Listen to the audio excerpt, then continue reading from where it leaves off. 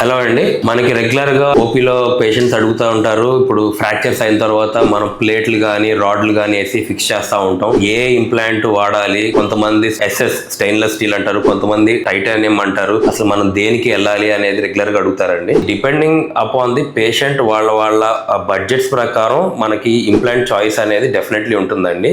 End of the day ఒక proper orthopaedic principles మనం follow అయ్యి స్టేబుల్ ఫిక్సేషన్ అనేది ఎప్పుడు ఫస్ట్ ప్రయారిటీ. ఒక మంచి హైయర్ అండ్ ఇంప్లాంట్ తో లో ఎండ్ సర్జరీ చేస్తే అది ఎట్లాగైనా ఫెయిల్ అవుతుంది. ఎప్పుడైనా సరే మనం ఎవరైతే బాగా ఆర్థోపెడిక్ ప్రిన్సిపల్స్ అన్ని ప్రాపర్ గా ఫాలో అయ్యి చేస్తున్నారో ఇంప్లాంట్ అనేది సెకండ్ స్టెప్. డెఫినెట్లీ మనకి ఈ స్టెయిన్లెస్ స్టీల్ కన్నా టైటానియం అనేది కొంచెం more stronger implant and MRI compatible. Scan కి ఏదైనా వెళ్ళాలన్నా సరే డెఫినెట్లీ ఎంఆర్ఐ స్కాన్ కి ఈ టైటానియం ఇంప్లాంట్ అనేది సపోర్ట్ చేయడం జరుగుతుంది. ఇప్పుడు కొత్తగా మనకి MRI compatible stainless steel implants అనేవి కూడా ప్లేట్లు రాడ్లు అనేవి కూడా వస్తున్నాయి. Different kinds of metals and implants ఉన్న proper fixation should be always the first choice. Thank you.